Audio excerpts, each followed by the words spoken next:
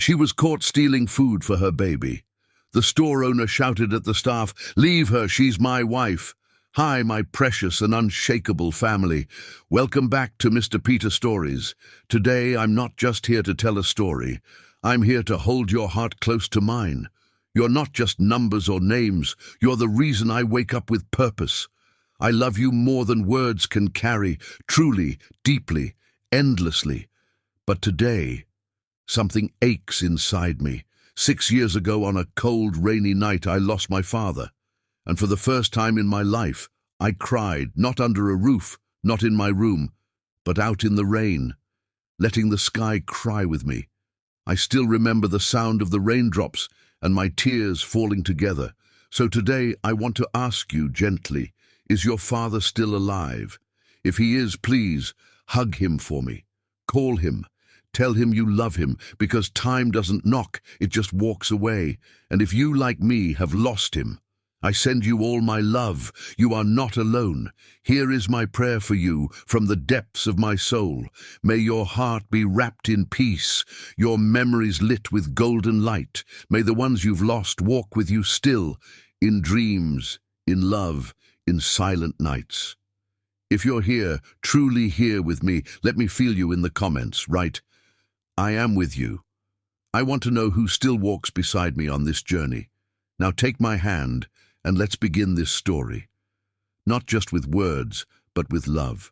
The fluorescent lights of Ballard's Corner Market hummed their familiar electric lullaby as Douglas Ballard reviewed the day's receipts in his cramped office above the store. 6 months of running this place had taught him every sound. The creak of the dairy cooler, the electronic beep of the register, the soft shuffle of Mrs. Henderson's slippers as she made her nightly pilgrimage for ice cream. But tonight, something felt different. Douglas rubbed his temple where the scar from the accident still ached during storms. The doctors explained that his traumatic brain injury had affected his hippocampus, the area responsible for forming and retrieving personal memories. He could remember facts, skills, and general knowledge, but the last 2 years of his personal life remained frustratingly blank. Some days, he felt like an intruder in his own existence, living in a house that echoed with emptiness he couldn't explain. The security monitor flickered, drawing his attention to the grainy, black-and-white feed from camera 3. A young woman moved through the baby formula aisle with the careful precision of someone who had mapped every blind spot in the store. She was beautiful in a way that made his chest tighten. High cheekbones, full lips pressed thin with concentration, and skin the color of warm honey that seemed to glow even under the harsh store lighting. But it was her eyes that stopped his breath. Even through the pixelated security footage, he could see the desperation there, the kind of quiet panic that came from watching your world crumble one piece at a time. She glanced toward the front counter where Marcus was helping another customer, then quickly slipped a can of premium baby formula into her worn winter jacket. Douglas should have felt anger, should have immediately called down to Marcus or picked up the phone to alert security. Instead, he found himself leaning closer to the monitor, studying the graceful curve of her neck as she bent to examine another product. The way her fingers trembled as she touched the price tag of organic baby food she clearly couldn't afford. There was something achingly familiar about her movements, the way she tucked a strand of hair behind her ear, how she carefully avoided the squeaky spot near the bread display. Like watching a ghost from a dream he couldn't quite grasp. The woman, girl really, she couldn't be more than 22 or 23, made her way toward the front of the store. Douglas watched her pause at the magazine rack, her hand instinctively, moving to her stomach in a gesture so tender and protective it made his heart constrict. That's when he noticed the slight roundness there, the way her coat didn't quite close over what looked like recent motherhood. "Sir?" Marcus's voice crackled through the intercom. "We have a situation down here."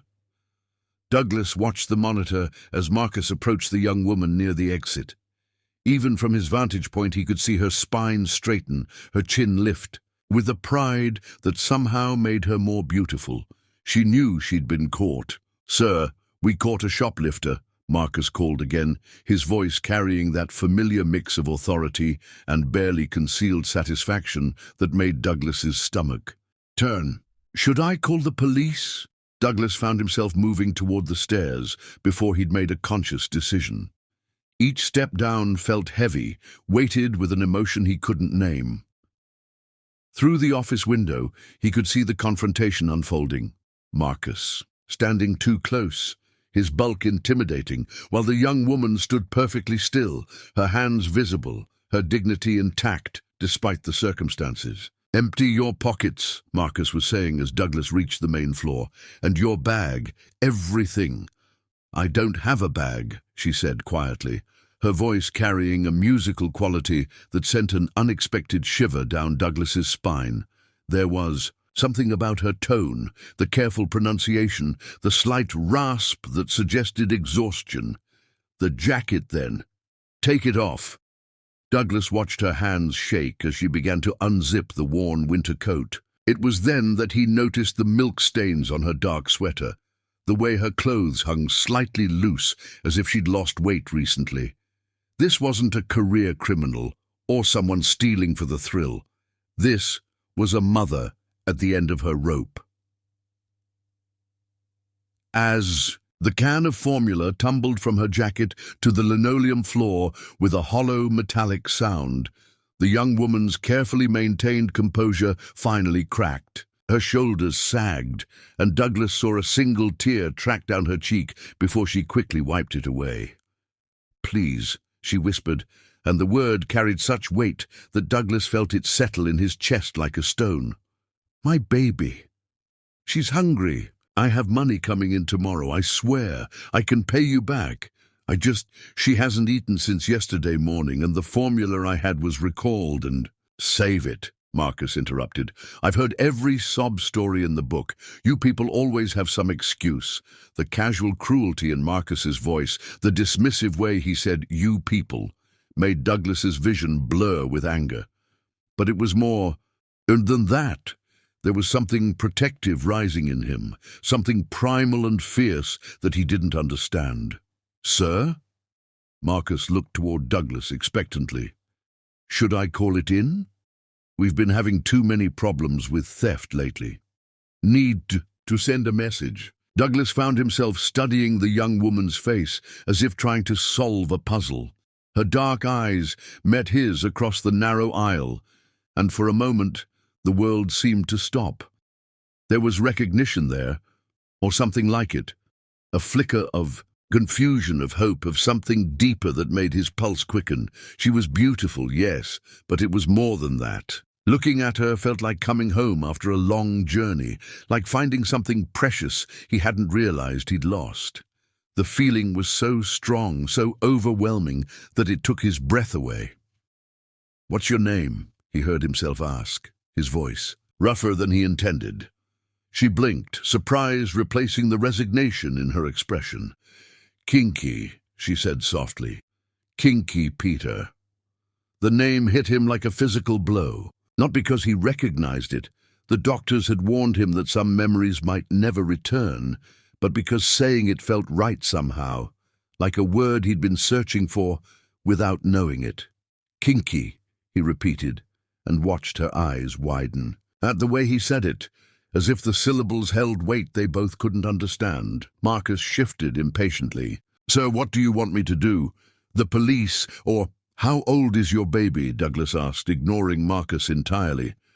His feet carried him closer to her, drawn by an invisible force he couldn't explain.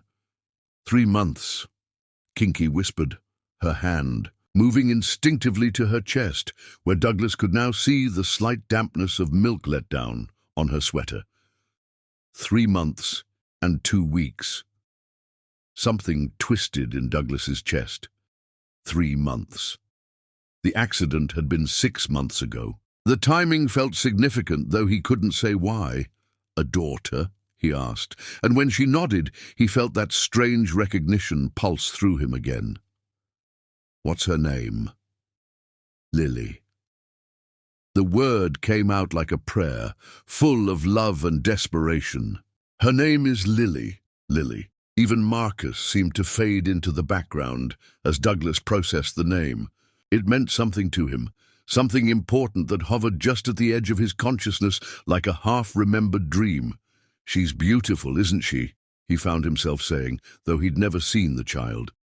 Kinky's composure broke completely then. Tears spilled down her cheeks as she nodded. "She's perfect, she's everything, and I can't even feed her properly. What kind of mother can't feed her own baby?"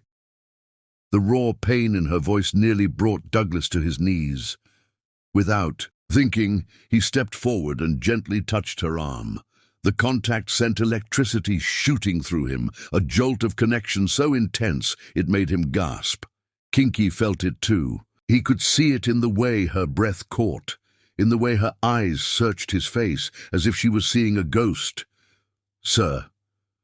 Marcus's voice seemed to come from very far away. "What do you want me to do about this?" Douglas looked at the can of formula, on the floor, then at Kinky's tear-stained face, then at Marcus's expectant expression. Something was building in his chest, something protective and fierce and completely irrational. The words came from somewhere deep inside him, from a place beyond conscious thought. Later he would wonder if some part of his damaged brain had recognized her, not with memory, but with something more primal, the instinct to protect, to claim, to defend what belonged to him, even when he couldn't understand why. "Leave her," he said, his voice carrying an authority that surprised even him. "She's my wife." The silence that followed was deafening. Marcus's mouth fell open. Kinky stared at Douglas as if he'd lost his mind. Maybe he had. He certainly felt like the ground was shifting beneath his feet, but even as confusion swirled around him, even as he wondered what the hell had possessed him to say such a thing, Douglas knew with absolute certainty that he couldn't let Kinky Peter walk out of his store and disappear into the night. Whatever was happening between them, whatever strange pull he felt toward this desperate young mother, it was just the beginning. Chapter 2. The Revelation. The words hung in the air like a thunderclap that refused to fade. Douglas stared at Kinky, his heart hammering against his ribs as he tried to understand what had possessed him to claim this stranger as his wife. But even as panic clawed at his throat, something deeper, something primal, whispered that it wasn't a lie, not entirely. Kinky's face had gone pale, her dark eyes wide with shock and something that looked almost like terror. "What did you say?" she whispered, her voice barely audible. Marcus looked between them like he was watching a tennis match played in a foreign language. "Boss, what are you talking about? You don't have a wife. You told me you lived alone." Douglas felt sweat break out across his forehead. What was he supposed to say? That he'd just claimed a shoplifter as his spouse because looking at her made his chest feel like it was splitting open? That the name Lily had sent shockwaves through his damaged brain? That every instinct he possessed was screaming at him to protect this woman he'd never seen before in his life? He started, then stopped, his eyes locked on Kinky's face. She was studying him with an intensity that made him feel exposed, as if she could see straight through to his soul. "Douglas?" she said softly, and the way she said his name, like a question, like a prayer, like she was afraid he might disappear if she spoke too loudly, made his knees weak. "You know my name," he said, and it wasn't a question. Tears were streaming down her face now, and she was shaking her head slowly, as if trying to wake herself from a dream. "This isn't possible. You're dead. They told me you were dead." The words hit him like a physical blow. "Dead? Who told you I was dead?" But Kinky was backing away from him, her hands pressed to her mouth, her breathing rapid and shallow. "No, no, no. This isn't real. You died in the accident. I went to the hospital. They said there were no survivors." Marcus was looking more confused by the second. "Boss, maybe we should call someone. She seems pretty shaken up." "Don't call anyone," Douglas said sharply, his eyes never leaving Kinky's face. "Kinky, please, talk to me. What accident?" She was hyperventilating now, her chest rising and falling rapidly. Douglas moved toward her slowly, the way he might approach a wounded animal. "Hey, breathe! Just breathe! I'm here! I'm real!" "The car accident," she gasped.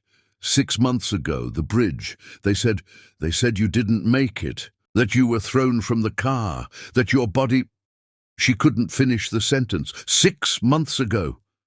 Douglas's hand went instinctively to the scar on his temple. His accident. But he'd been alone in the car, hadn't he? The doctors said he'd been alone.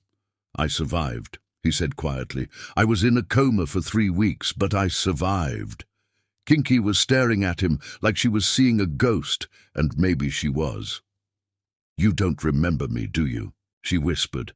The question pierced through him because it was true, and yet not true. He didn't remember her, but he felt her. Every cell in his body was responding to her presence like she was the missing piece of a puzzle he'd been trying to solve for months. "I have amnesia," he admitted. "From the accident, there are gaps, large gaps." "Oh my God," she breathed. "They lied to me. Your family, they lied to me." "My family?" Douglas frowned. "What did they say?" But Kinky wasn't listening anymore. She was looking around the store, as if seeing it for the first time, taking in the familiar layout, the way Douglas moved through the space like he owned it. "You kept the store," she said wonderingly. "You always said you wanted to keep your grandfather's store."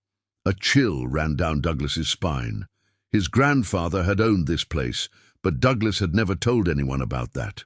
It wasn't exactly public knowledge that he'd inherited Ballard's Corner Market from his mother's father, a man his upper-class family had preferred to forget. "How do you know about my grandfather?" Kinky's laugh was broken, hysterical. "Because you told me. Because we used to come here together when it was still his.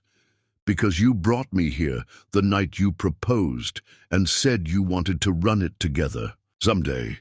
The world tilted sideways. Douglas gripped the edge of the counter to steady himself. "Proposed? Boss," Marcus interrupted, his voice uncertain. "Maybe you should sit down. You're looking pretty pale." But Douglas couldn't sit down. He couldn't breathe. He was staring at Kinky's left hand, where a thin band of lighter skin around her ring finger told a story he was only beginning to understand. "We're married," he said, and it wasn't a question anymore. Kinky nodded, fresh tears spilling down her cheeks. "We were married 10 months ago. A small ceremony at the courthouse because your family—" She trailed off, pain flickering across her face. "Because my family—" "What?" "Because they hated me," she finished quietly. "Because I wasn't good enough. For their son. Because I was just a nursing student from the wrong side of town who got pregnant and trapped their precious heir." The pieces were clicking into place with sickening clarity. The house that felt too empty. The women's clothes in the closet that he couldn't bring himself to throw away, even though he couldn't remember who they belonged to. The nursery upstairs that he'd assumed was meant for a niece or nephew. "Lily," he breathed. "Your daughter," Kinky confirmed. "Our daughter." The word "our" nearly brought him to his knees. Our daughter. He had a child, a baby girl named Lily, who was 3 months old and hungry because her mother was so desperate she'd resorted to shoplifting. "Where is she?" he asked urgently. "Where is Lily?" "With my neighbor, Mrs. Rodriguez. She watches her when I—" Kinky gestured helplessly at the store around them. "When I can't afford a babysitter and have to do things like this." The shame in her voice was unbearable. Douglas reached for her without thinking, pulling her into his arms before he could question the impulse. She felt perfect there, like she'd been designed to fit against him. Her scent, baby powder and vanilla and something uniquely her, hit him like a memory he couldn't quite grasp. "You don't have to steal," he said fiercely. "You don't have to do any of this anymore. I'm here. I'm alive." Kinky pulled back to look at him, her eyes searching his face. "But you don't remember me. You don't remember us." "No," he admitted, "but I feel you. Standing here with you, it's like I've been holding my breath for 6 months and can finally breathe again." Marcus cleared his throat awkwardly. "So, should I put the formula back on the shelf or—" Douglas looked down at the can that had started all of this, then back at Kinky. "No, ring it up and get a case of it. Get whatever she needs." "Douglas, I can't let you—" "You're not letting me do anything," he interrupted. "I'm taking care of my family. That's what husbands do, isn't it?" The word husband felt foreign on his tongue, but also right in a way that defied explanation. Kinky was studying him with wonder and wariness in equal measure. "I don't understand how this is possible," she said softly. "I mourned you. I buried an empty casket. I've been living like a widow for 6 months." The pain in her voice cut through him like a blade. "I'm sorry. God, Kinky, I'm so sorry. I wish I could remember. I wish I could remember you, remember us." She reached up and touched the scar on his temple with gentle fingers. "The doctors said the damage was too severe, that even if you had survived, you might never be the same." "Maybe I'm not the same," he said, catching her hand and pressing it to his cheek. "But maybe that doesn't matter. Maybe we can start over." "Start over," she repeated. "Fall in love again, build a life together, be a family." For a moment, hope flickered in her eyes. Then reality crashed back in and she pulled her hand away. "It's not that simple, Douglas. Your family made sure I understood that our marriage was a mistake. They have lawyers, money, power. They said if I ever tried to contact you again, they'd take Lily away from me." Rage, pure and cold, flooded through Douglas's veins. "They what? They said I seduced you for your money, that I got pregnant on purpose to trap you, that a girl like me would never be able to give you the life you deserved." Douglas felt something crack open in his chest, something that might have been the first real memory he'd recovered since the accident. Not a visual memory, but an emotional one. The fierce protectiveness he'd felt for this woman, the way he'd chosen her over his family's expectations, the certainty that she was his future. "They're wrong," he said quietly, "about everything. You're not a mistake, Kinky. You're the best thing that ever happened to me.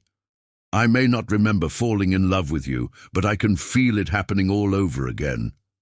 She was crying openly now, her hands pressed to her face. "I wanted to believe you were alive so badly. I used to dream that you'd come back to us. But I can't do this again, Douglas. I can't hope and have it ripped away."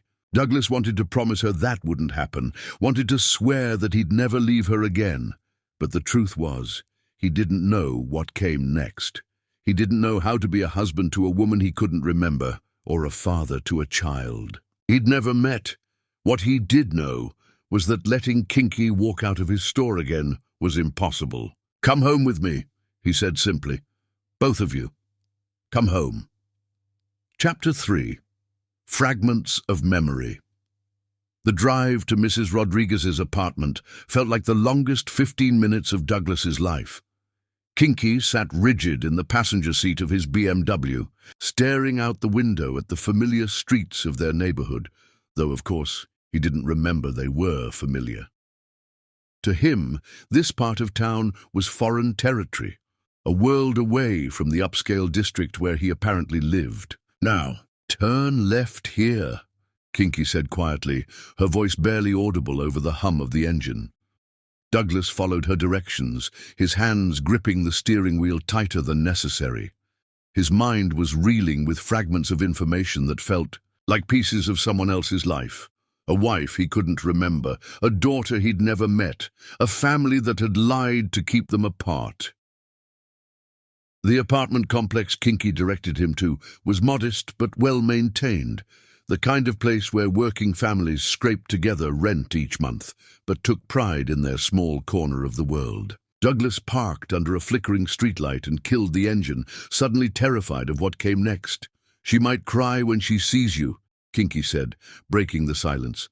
"She's not used to strangers, and you—" She trailed off, pain flashing across her face. "I'm a stranger to my own daughter," Douglas finished for her. "Not by choice," Kinky said quickly. "None of this was by choice." They climbed the stairs to the second floor in silence.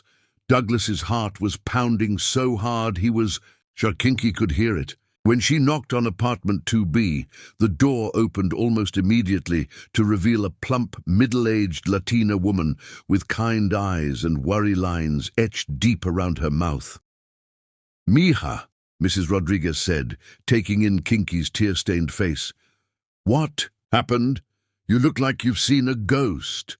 "I have," Kinky said softly, glancing back at Douglas. "Mrs. Rodriguez, this is Douglas, Lily's father." Mrs. Rodriguez's eyes widened, and she crossed herself quickly. "Dios mío, but you said he was dead. I thought he was dead." Kinky's voice cracked. "We all did." Mrs. Rodriguez studied Douglas with the sharp eyes of a woman who'd raised 5 children and could spot trouble from a mile away. Whatever she saw in his face must have satisfied her, because she stepped back and gestured them inside. "She just fell asleep," she whispered, leading them toward a makeshift nursery in the corner of her living room. "She was fussy earlier, hungry, you know. But I managed to get her down about an hour ago." Douglas followed Kinky across the small apartment, his breath catching as they approached a porter crib where a tiny figure lay sleeping. Even in the dim light from the hallway, he could see dark hair curling against a small head, impossibly long eyelashes resting against chubby cheeks. "Oh," he breathed, the sound escaping him involuntarily. Lily was perfect. Absolutely, heartbreakingly perfect. She was small, probably smaller than she should be at 3 months, he realized with a pang of guilt, but there was something about her that made his chest tight with emotions he couldn't name. "She has your chin," Kinky whispered, moving closer to the crib. "And your hands. Look at her fingers, they're so long, just like yours." Douglas stared at his daughter's tiny hands, curled into loose fists as she slept.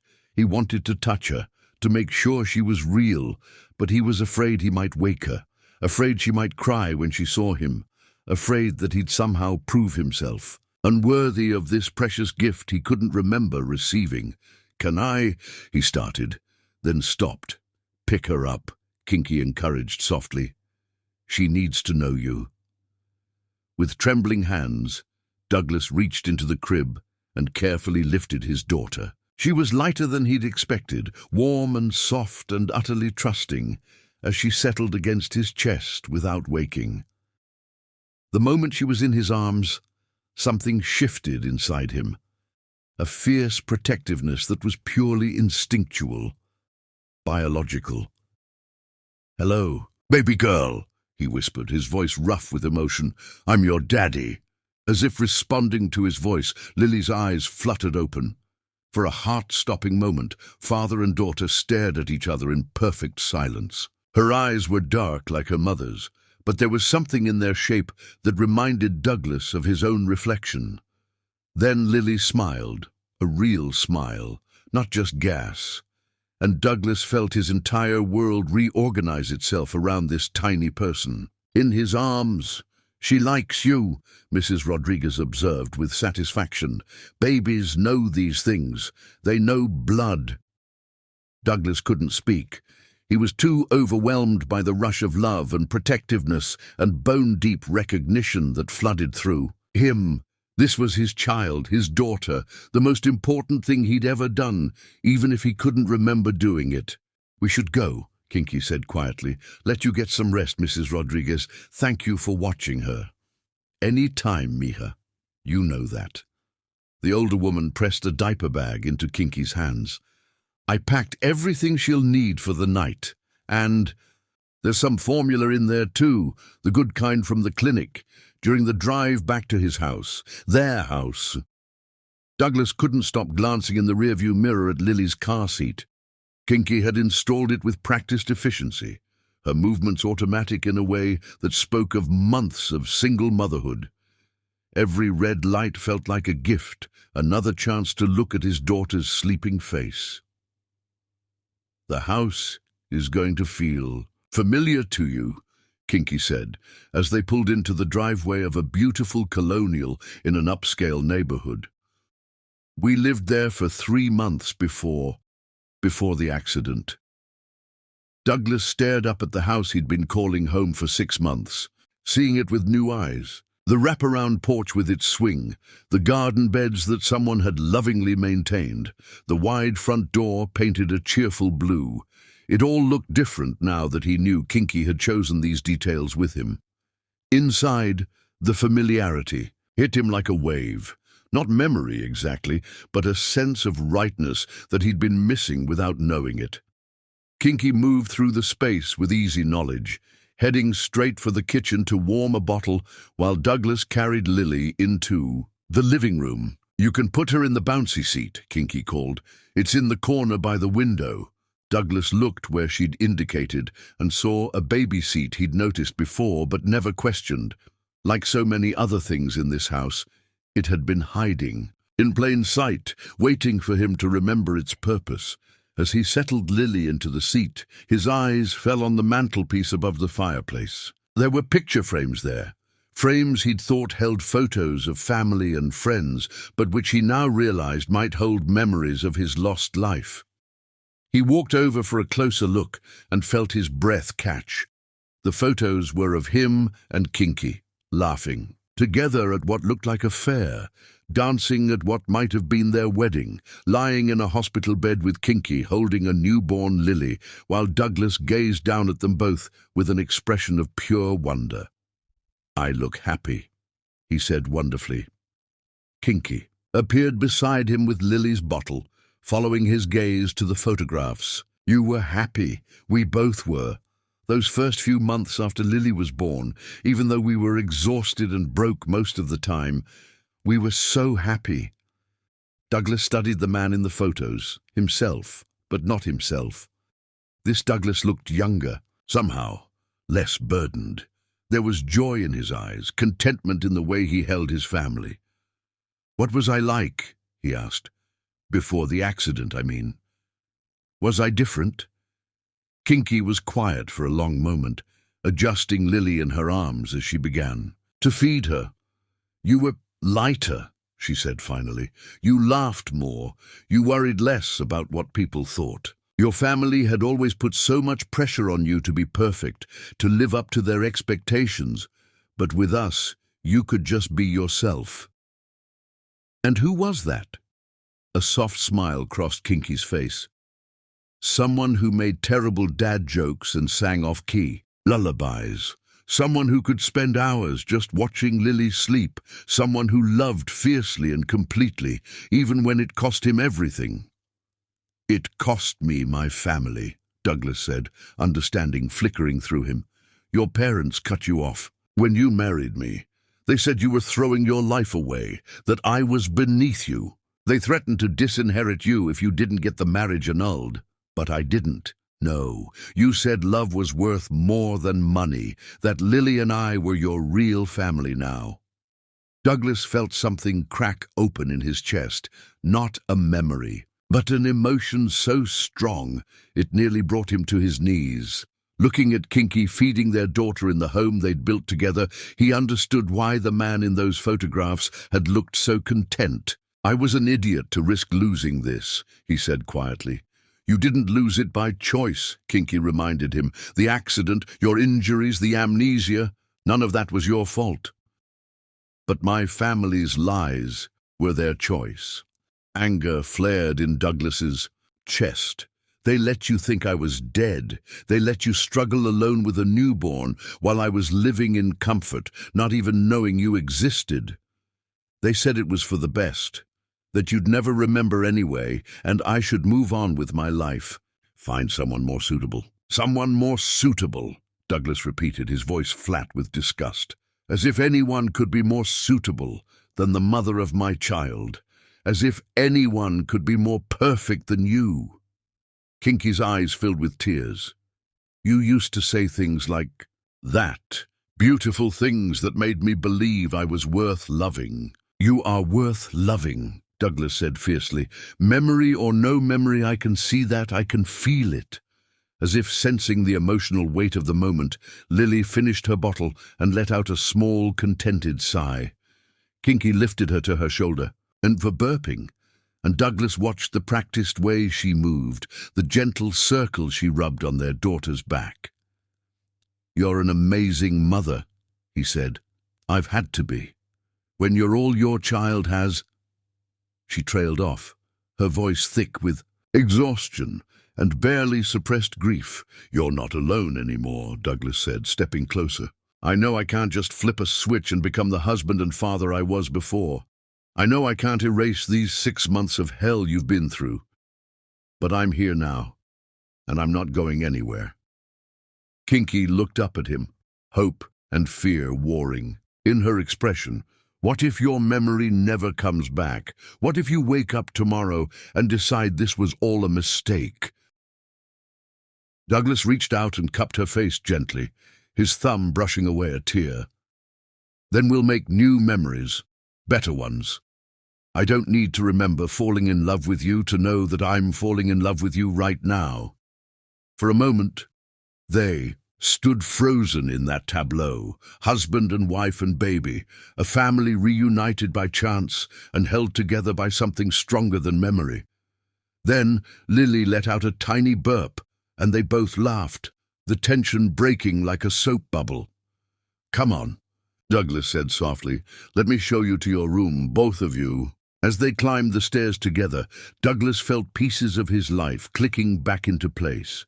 Not memories, but something better, purpose.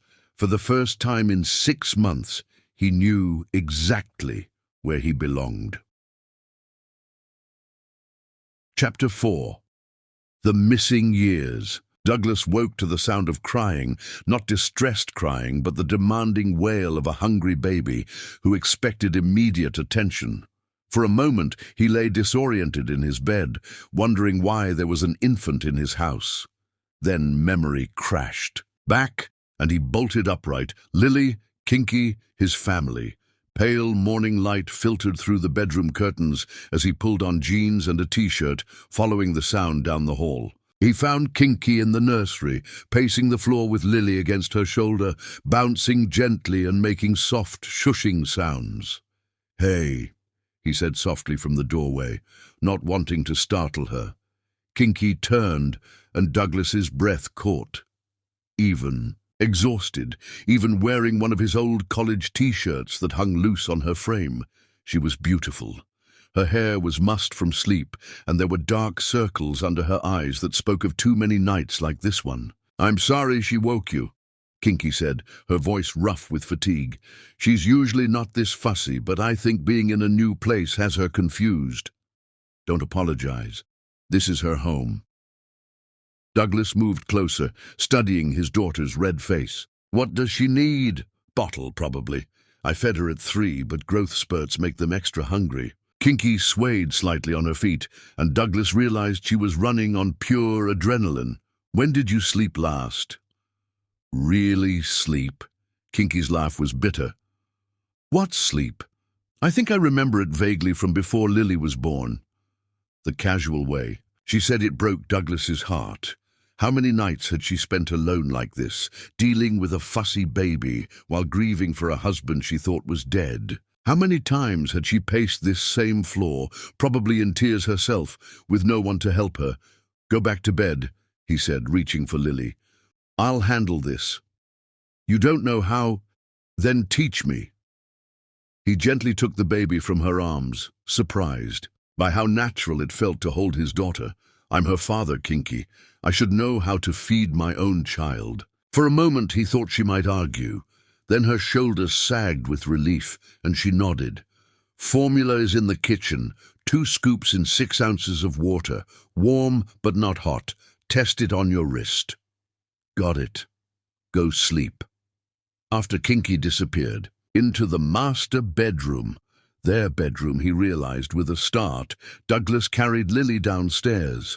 The kitchen was bright and cheerful in the morning light, with yellow walls and white cabinets that spoke of Kinky's influence. This was nothing like the stark, modern spaces his family preferred. As he prepared the bottle, following Kinky's instructions precisely, Lily fussed in her bouncy seat. But the moment he settled into the rocking chair by the kitchen window and offered her the bottle, she latched on eagerly, her tiny hands gripping his fingers. "There you go, sweetheart," he murmured, watching her dark eyes focus on his face as she drank. Much better, right? This was nice, he realized. This quiet morning, moment with his daughter. Sunlight streaming through the windows, the house peaceful around them. It felt right in a way that his solitary breakfasts never had. When Lily finished eating, Douglas carefully burped her the way he'd watched Kinky do, then settled her against his chest. She was growing drowsy again, her tiny fist tangled in his. "Shirt, tell me about your mama," he said softly, his voice barely above a whisper. "I wish I could remember meeting her. I bet she was beautiful even then. I bet I took one look at her and knew my life was about to change." As if responding to his voice, Lily's eyes fluttered closed. Douglas continued rocking gently, not wanting to disturb this perfect moment. It was then that he noticed the photo album on the side table, leather-bound and obviously well-loved. Careful not to wake Lily, he managed to pull the album into his lap and flip it open. The first page made his chest tighten with emotion. There he was, maybe 2 years younger, standing outside what looked like a college campus, with his arm around a laughing Kinky. She was wearing scrubs and looked tired but radiant, her face glowing with happiness. Douglas studied his own expression in the photo. He looked smitten, completely besotted with the woman beside him. He turned the page and found more photos that told the story of their relationship. Kinky studying at their kitchen table while Douglas cooked dinner behind her. The two of them at what looked like a hospital charity event, dressed formally, but clearly more interested in each other than the festivities around them. A series of silly selfies that captured quiet moments, movie nights, lazy Sunday mornings, stolen kisses in parking lots. Each photo felt like a key to a locked door in his mind, not quite opening memories, but stirring something deeper. Emotions, impressions, the echo of feelings too strong to be completely erased. Then he reached the wedding photos, and his breath caught. It had been a small ceremony, clearly. Just Kinky, in a simple white dress that made her look ethereal, and Douglas in a dark suit, standing before what looked like a justice of the peace. But the joy on their faces was radiant, unmistakable. They looked like two people who'd found their entire world in each other. "We look happy," he murmured to sleeping Lily. "Really, really happy." The pregnancy photos came next.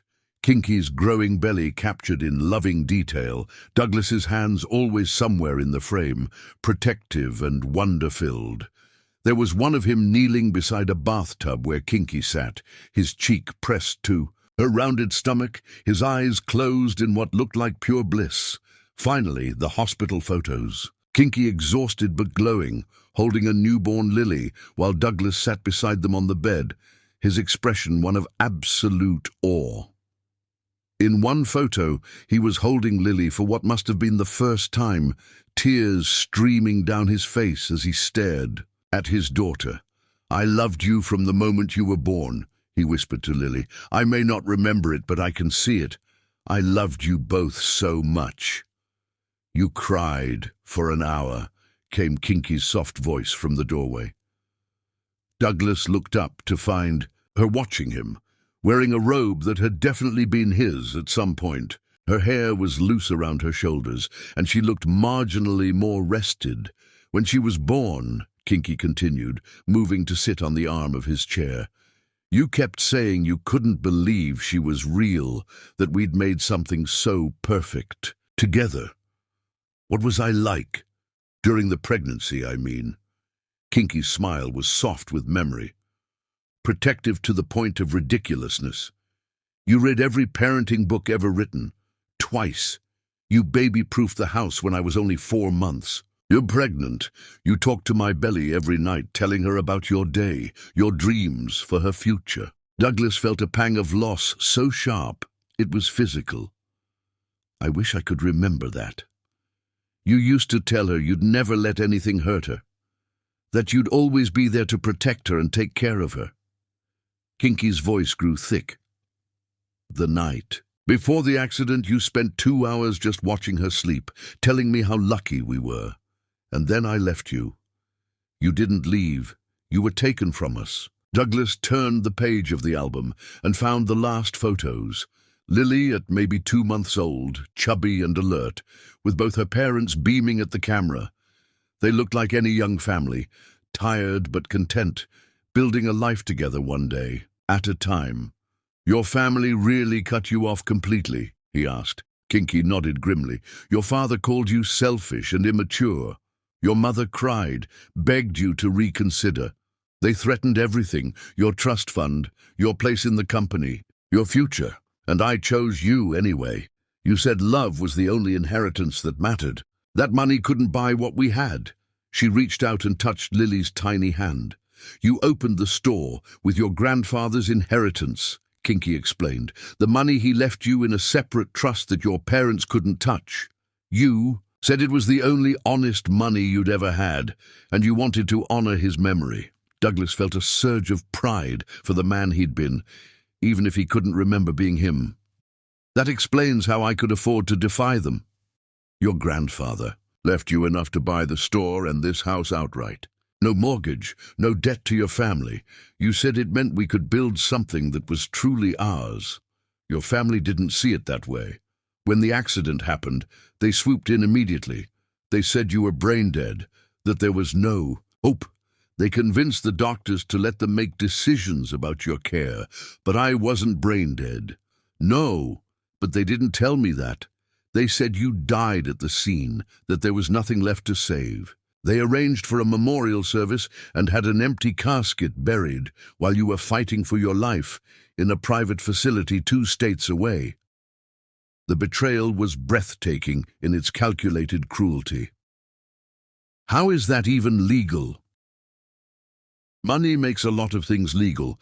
They had papers drawn up declaring me mentally unfit to make medical decisions due to postpartum depression. They said I was too unstable to be trusted with information about your condition. Douglas felt rage building in his chest, white hot and consuming.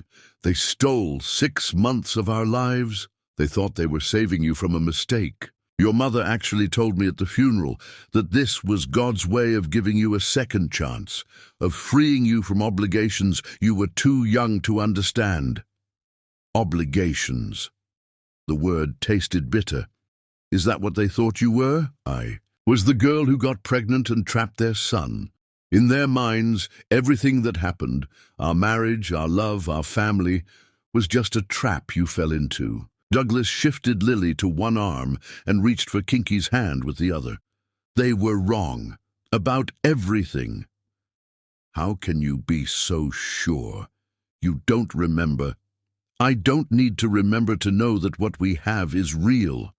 Look at these photos. Kinky, look at our faces. That's not obligation or entrapment. That's love. Pure, honest love. Kinky's eyes filled with tears.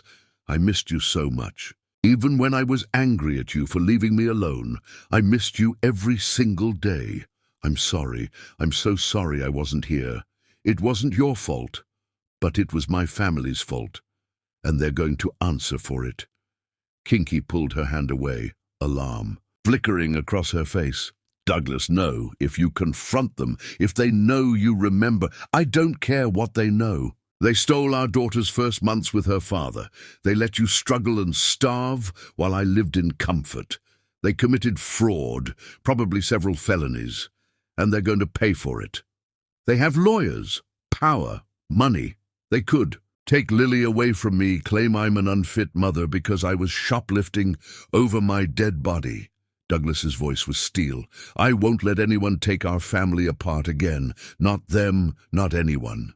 Looking down at Lily's sleeping face, then at Kinky's worried expression, Douglas felt something crystallize inside him. He might not remember the man he'd been before, but he knew exactly who he was now, a husband and father who would move heaven and earth to protect what was his.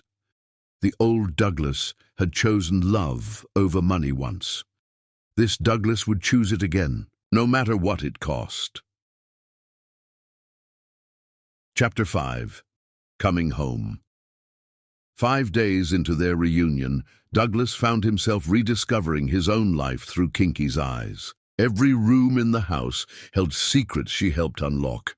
The way she automatically knew which cabinet held the coffee, how she hummed while doing dishes because it soothed Lily, the way she'd arranged the living room furniture to create the perfect nursing spot, but it was the small, intimate details that struck him most powerfully. "You hung that picture," Kinky said on Tuesday morning, nodding toward a framed photograph of a sunrise over the ocean as she fed Lily her morning bottle.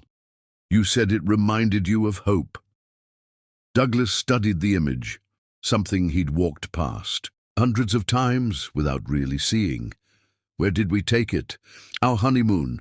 3 days at a bed and breakfast on the coast because it was all we could afford." Her smile was soft with memory. "You woke me up at 5 a.m. to watch the sunrise from the beach. I was so grumpy, but then you started talking about new beginnings and how every sunrise was like a promise that today could be better than yesterday." He felt that familiar ache in his chest, the hollow space where memories should be. "I sound like I was quite the romantic." "You were. You used to leave me little notes in my textbooks, on the bathroom mirror, tucked into my lunch. Nothing elaborate, just reminders that you loved me."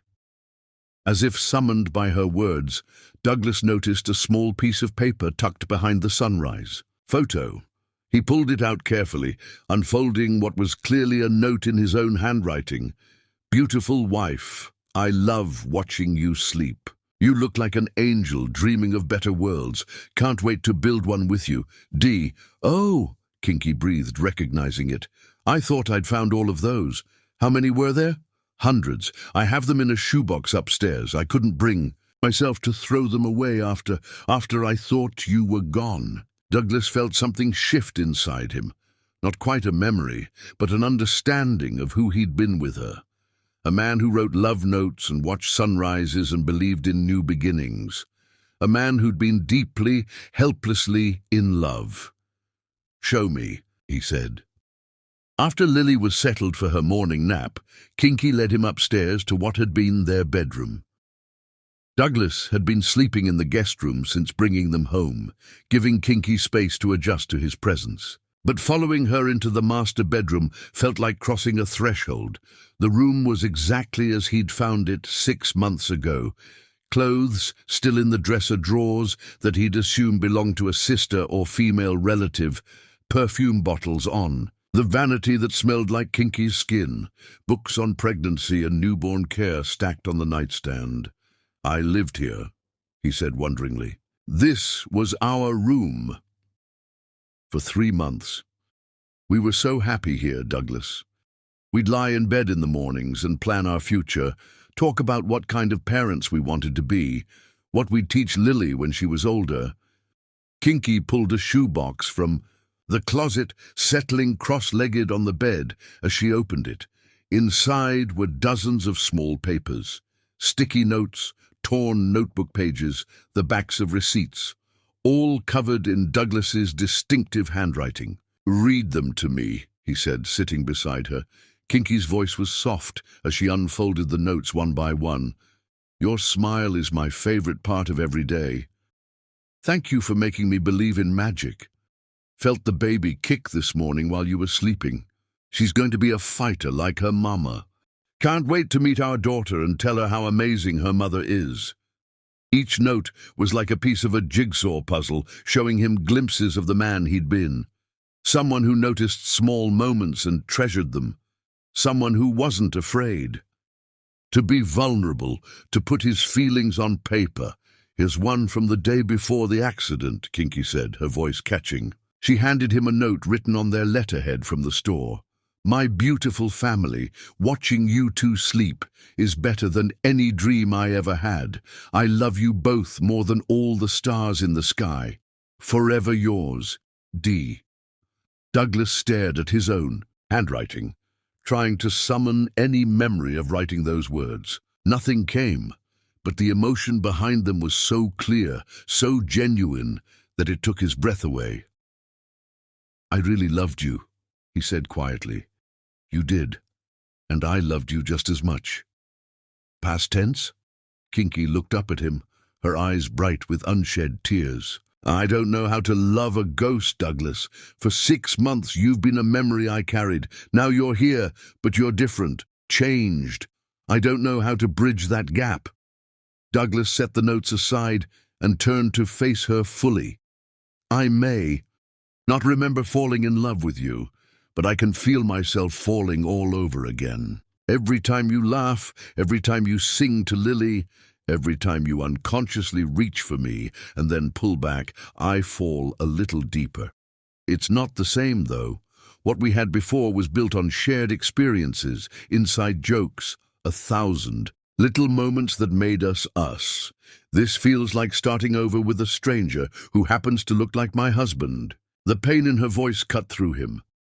Then help me not be a stranger. Tell me about those moments. Share the jokes. Show me who we were together. Kinky was quiet for a long moment, studying his face. Then she stood and walked to the dresser, pulling out what looked like a journal. I wrote to you, she said, sitting back down. After the accident, when I thought you were dead, I kept writing to you anyway. I told you about Lily's milestones, about how much I missed you, about how angry I was that you left us. She opened the journal to a random page and began to read. Lily smiled for the first time today. A real smile, not just gas. I cried because you weren't here to see it. I tried to take a picture, but she stopped smiling the moment I reached for my phone. I swear she knows you're missing. She gets this look sometimes, like she's listening for something that never comes. Douglas felt his throat tighten. I missed her first smile. You missed a lot, but you're here now. That has to count for something. Over the next hour, Kinky read him excerpts from her journal. 6 months of grief and love and desperate longing poured onto paper. She told him about Lily's first laugh, her first attempts at rolling over, the way she would calm down when Kinky played the songs Douglas used to sing. You had this terrible singing voice, Kinky said with a watery laugh. Completely tone-deaf, but you didn't care. You'd sing to my belly when I was pregnant, and then to Lily after she was born. The same songs every night. You Are My Sunshine and Blackbird, and this silly made-up song about a princess who saved herself. Sing it to me, Douglas said. Kinky's cheeks flushed. I can't. It was yours. It won't sound right coming from me. Please. I want to know who I was with her. After a moment's hesitation, Kinky began to sing in a soft, sweet voice. There once was a princess named Lily Rose, who was braver than anyone knows. She didn't need saving from towers so high. She just spread her wings and learned how to fly. The melody was simple, childlike, and absolutely perfect. Douglas found himself humming along, the tune feeling familiar, even though he couldn't remember creating it. She loves it, Kinky said. Whenever she's fussy and nothing else works, I sing. Your song and she settles right down. Our song, Douglas corrected gently. You're part of it now, too. As if summoned by their conversation, Lily's cry echoed from the nursery down the hall. Both parents automatically started to rise, then stopped, looking at each other. Go, Kinky said. She needs to bond with you. Douglas found Lily awake and alert in her crib, her dark eyes tracking his movement as he approached. When he lifted her, she settled against him immediately, her tiny fist curling around his finger. Hey, princess, he murmured, carrying her to the rocking chair by the window. Want to hear a story about a brave little girl who saves herself? As he began to sing the song Kinky had taught him, adding his own verses about a princess with eyes. Like midnight and a smile like sunshine, Douglas felt something profound shift inside him. This was right. This moment, this child, this life, it was right in a way that transcended memory. Kinky appeared in the doorway, leaning against the frame with tears streaming down her face. "What's wrong?" Douglas asked, concerned. "Nothing's wrong," she said, wiping her eyes. "It's just hearing you sing to her again. For a minute it felt like you never left." Douglas extended his free hand to her, and after a moment's hesitation, she took it. He pulled her down onto the arm of the rocking chair, the three of them together in the afternoon sunlight.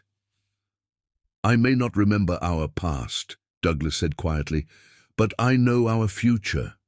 It's right here, right now, in this room. We're going to be okay, Kinky. All of us." For the first time since their reunion, Kinky let herself really lean into him, her head resting on his shoulder as they watched their daughter drift back to sleep. "I want to believe that," she whispered. "Then believe it. Believe in us. Believe in this." He pressed a gentle kiss to the top of her head. "Some things are too strong to be erased, even by amnesia. What we have, what we are, that's one of them." As the afternoon wore on, they stayed curled together in the nursery, sharing stories and building new memories on the foundation of their old love. And for the first time in 6 months, Douglas felt like he was exactly where he belonged. Chapter 6.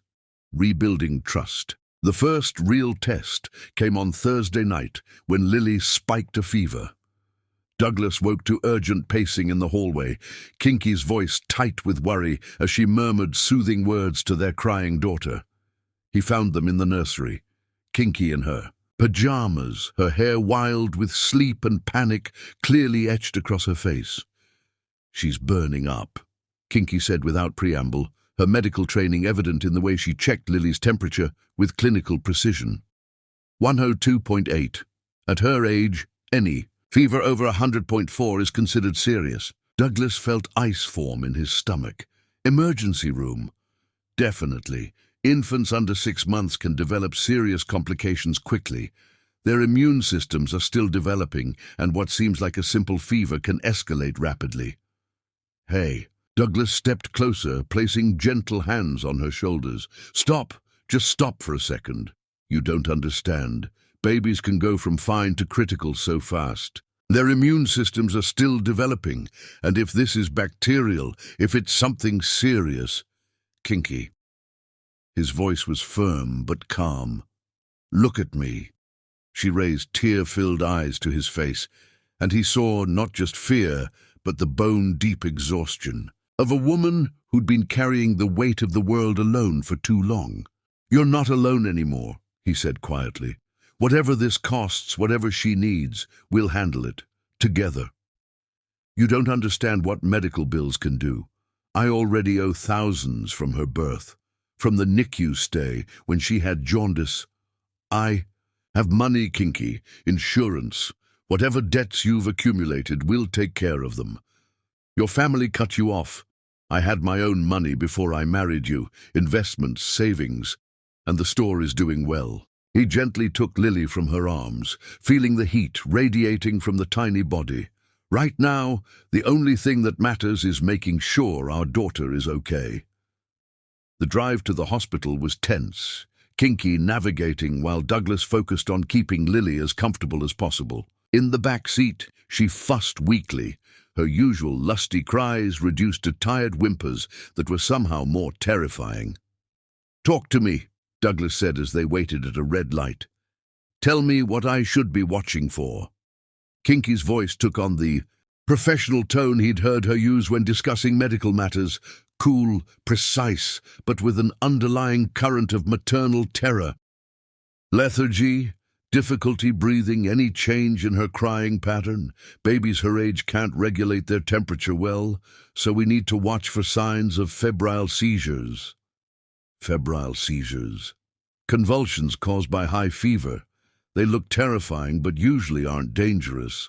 Still, at her age, she trailed off, and Douglas reached over to squeeze her hand. "She's going to be fine. You can't know that." "No, but I can believe it. And right now, that's what she needs from us. Faith, not fear. The emergency room was a study in controlled chaos. Fluorescent lights, crying children, worried parents clutching insurance cards and hoping for good news. Douglas watched Kinky transform the moment they walked through the doors, her shoulders straightening as her nursing background kicked in. "I need to see a pediatrician immediately," she told the triage nurse, rattling off Lily's symptoms and vital signs with professional efficiency. 3-month-old female, fever of 102.3, onset approximately 2 hours ago. No other symptoms present, but given her age, this needs immediate evaluation. The nurse, a tired-looking woman with kind eyes, took one look at Lily's flushed face and immediately called them back to a treatment room. "You're good at this," Douglas observed as they waited for the doctor. "I should be. I've been dealing with it alone for months." There was no accusation in her voice, just weary acceptance. "But you're not dealing with it alone anymore." Kinky looked at him with something that might have been hope. "It's hard to trust that. Every time I start to believe you're really here, part of me expects to wake up and find out this was all a dream. I'm real, Kinky. This is real."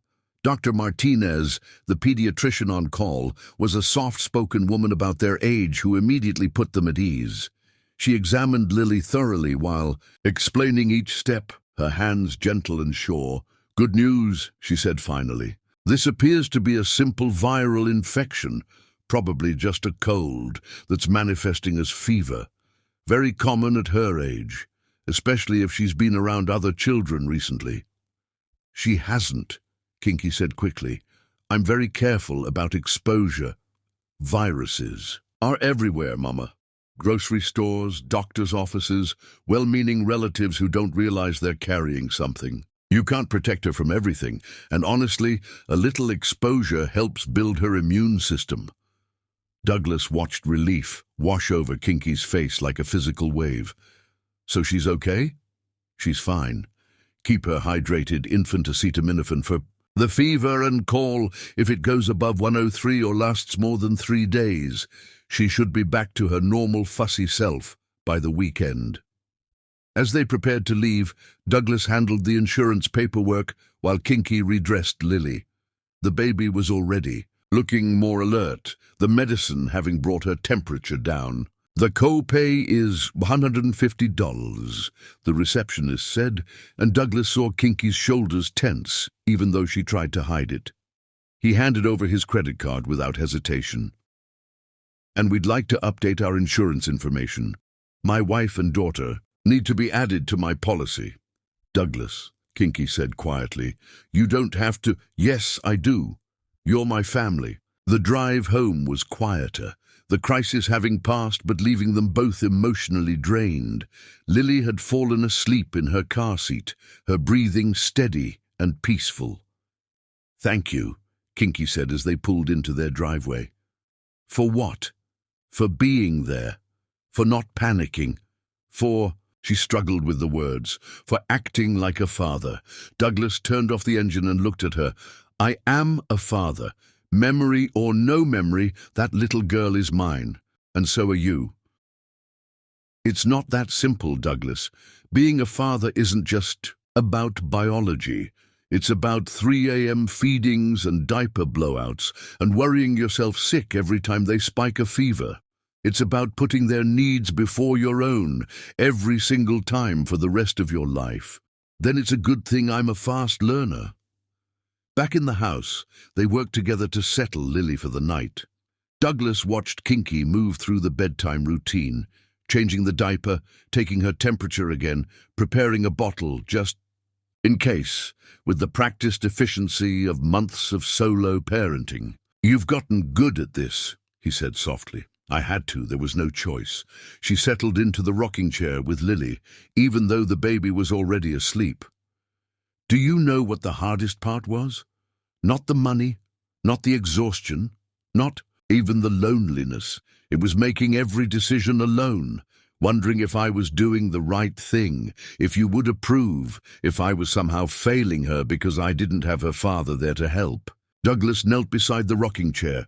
You didn't fail her. Look at her, Kinky. She's perfect, healthy, happy, clearly loved beyond measure. You did that, all by yourself. I made so many mistakes. There were nights I cried as much as she did, because I didn't know what she needed.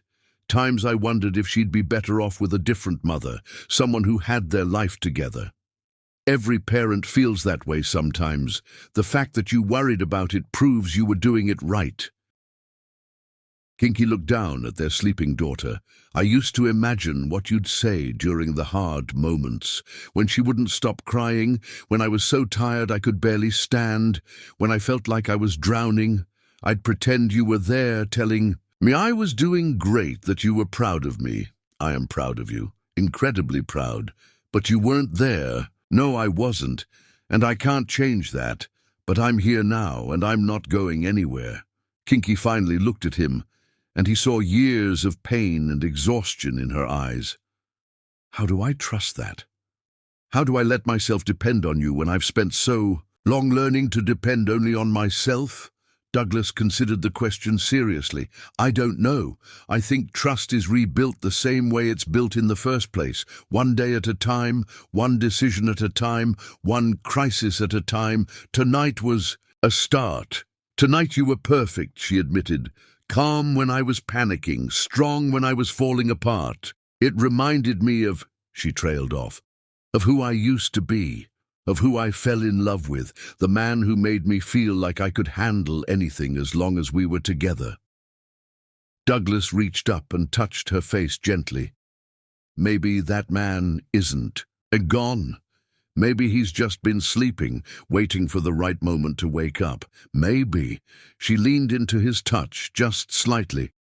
I want to believe that. Then believe it. Give us a chance, Kinky. Give me a chance to be the husband and father you both deserve. For a long moment they sat in the quiet nursery, the only sound Lily's peaceful breathing and the gentle creak of the rocking chair. Finally, Kinky nodded. Okay, she whispered. One day at a time. One day at a time, Douglas agreed. As they put Lily in her crib and prepared for bed themselves, Douglas felt something settle into place, not a memory, but a purpose. This was his family, his life, his future, and he would spend every day proving himself worthy of the trust Kinky was slowly, carefully beginning to place in him again. Tomorrow would bring new challenges, new opportunities to show her that he was here to stay. But tonight, for the first time since their reunion, they felt like a team. Chapter 7. Family Storms. Douglas should have known his family would find out eventually. He'd been naive to think he could rebuild his life in peace, that his parents would simply accept his absence from their carefully orchestrated social events without investigation. The Ballards had never been the type to let sleeping dogs lie, especially when those dogs threatened their meticulously maintained reputation. The confrontation came on a Saturday morning, exactly 1 week after Kinky and Lily had come home. Douglas was in the kitchen making pancakes, something that felt natural despite his inability to remember learning the skill, while Kinky fed Lily in the breakfast nook. The domestic scene was so perfect, so peacefully ordinary, that when the doorbell rang with sharp, imperious persistence, it felt like a violation. I'll get it, Douglas said, wiping flour from his hands. Expecting someone? Kinky asked, and he heard the note of tension that entered her voice. A week of happiness had made them both protective of their fragile new normal.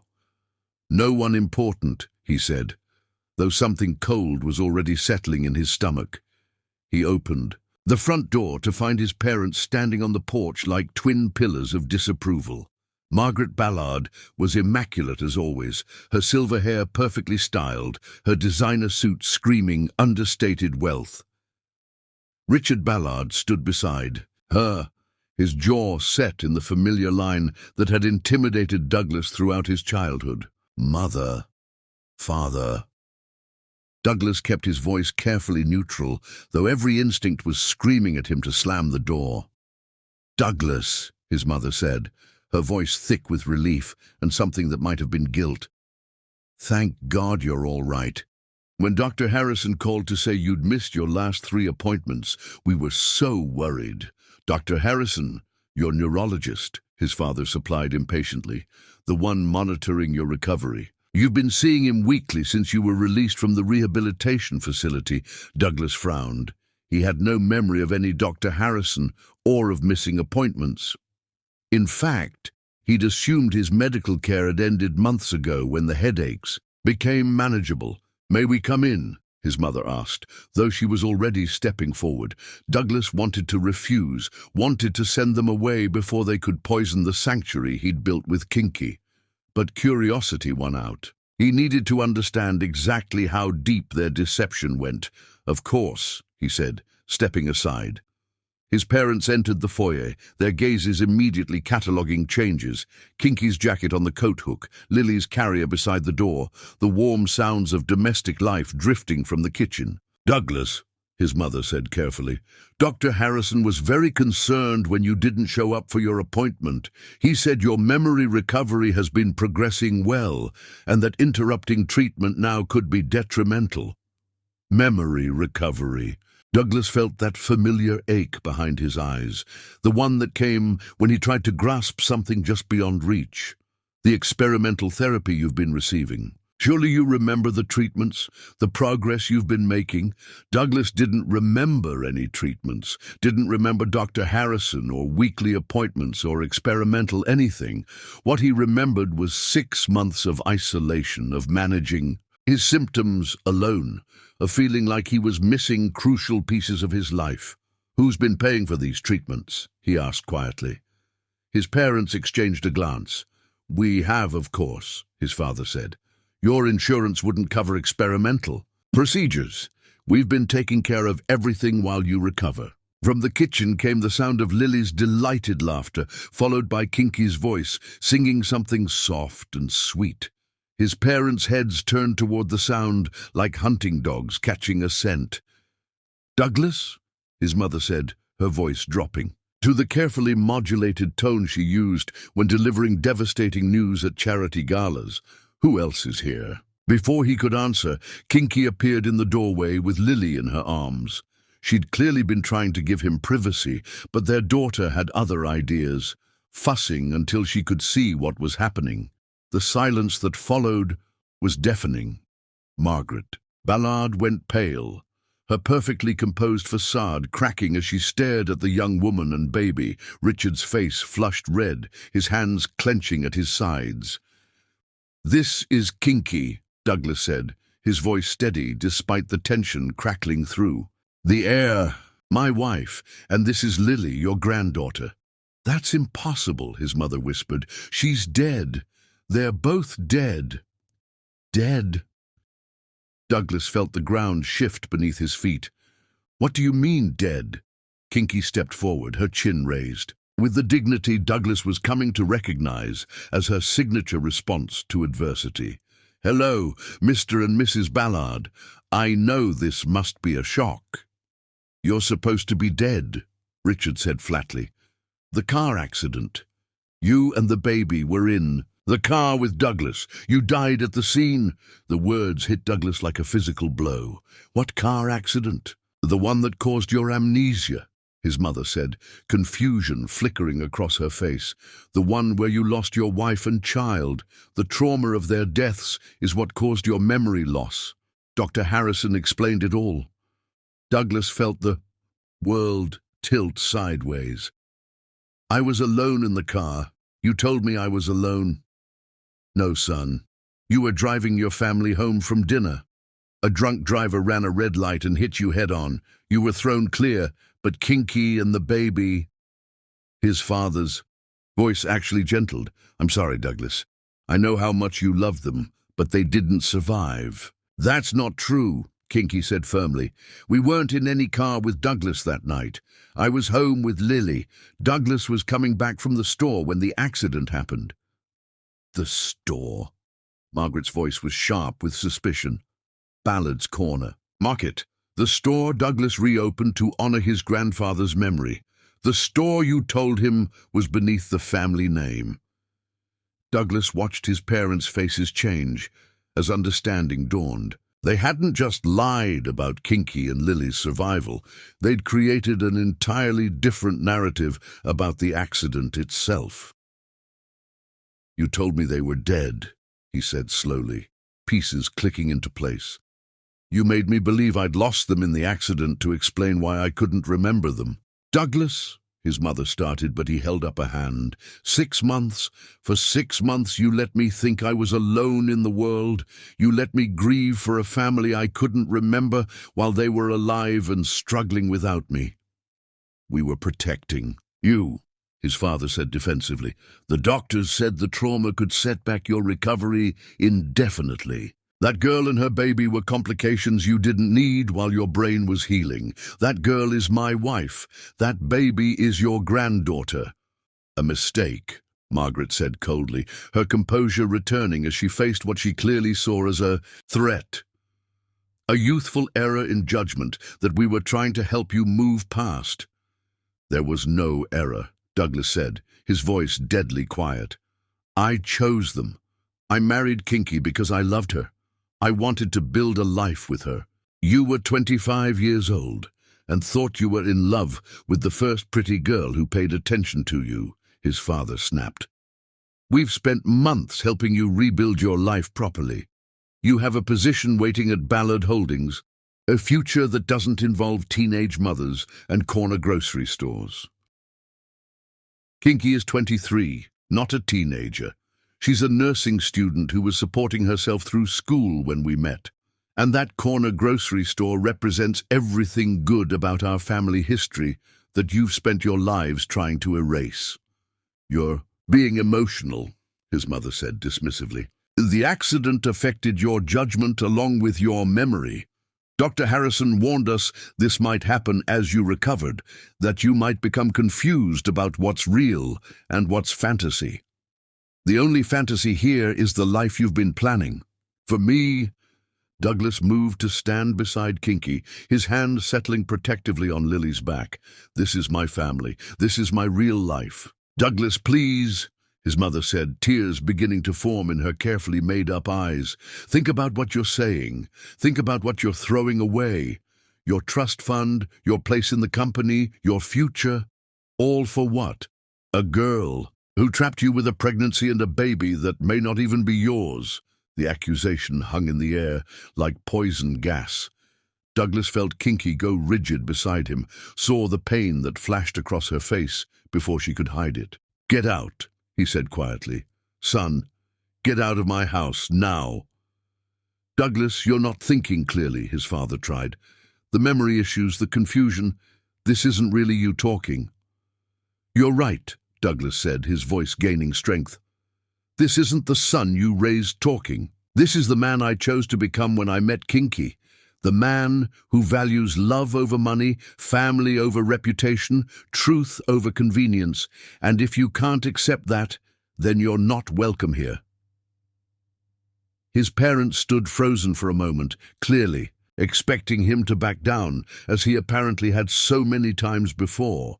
When he didn't, when he stood firm with his arm around his family, Margaret's mask finally slipped completely.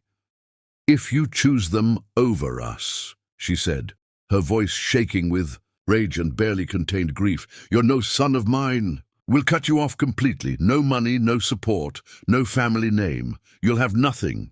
I'll have everything that matters," Douglas replied steadily. "You're making the biggest mistake of your life," his father said, as they moved toward the door. "No," Douglas said, looking down at Lily's perfect face, then at Kinky's tear-filled eyes. "The biggest mistake of my life was trusting you with it." After his parents left, the house felt strangely quiet. Kinky was pale, shaken by the confrontation and the casual cruelty of his family's accusations. "I'm sorry," Douglas said softly. "I'm sorry you had to hear that." "They really convinced you we were dead?" she asked. "Completely. For 6 months I thought I was mourning a family I couldn't remember. I thought that's why everything felt empty. And now—" Douglas pulled her closer, pressing a kiss to the top of Lily's head. Now I know the truth. I know who I am and who I want to be, and it has nothing to do with their money or their approval. They'll make good on their threats, Kinky warned. They'll cut you off, ruin your credit, make it as hard as possible. For us to survive, let them try, Douglas said fiercely. We survived 6 months apart. We can survive anything together. As he held his family close, Douglas felt something crystallize inside him, a resolve that was stronger than memory, deeper than the fear his parents had tried to instill. Whatever came next, whatever battles they'd have to fight, he was exactly where he belonged. Chapter 8. Love Rekindled. The confrontation with his parents left Douglas feeling raw and unmoored, but also strangely liberated. For the first time in 6 months, he felt like he was living his own life rather than one someone else had designed for him. As evening fell and they settled into their nighttime routine with Lily, he found himself watching Kinky with new appreciation. She moved through the house with unconscious grace, humming softly as she prepared Lily's bottle, her dark hair catching the warm kitchen light. The domestic scene was achingly beautiful, his wife caring for their child in the home they'd built together, and Douglas felt his heart expand with overwhelming emotion. "You're staring," Kinky said, without looking up from the formula she was mixing. "Can you blame me?"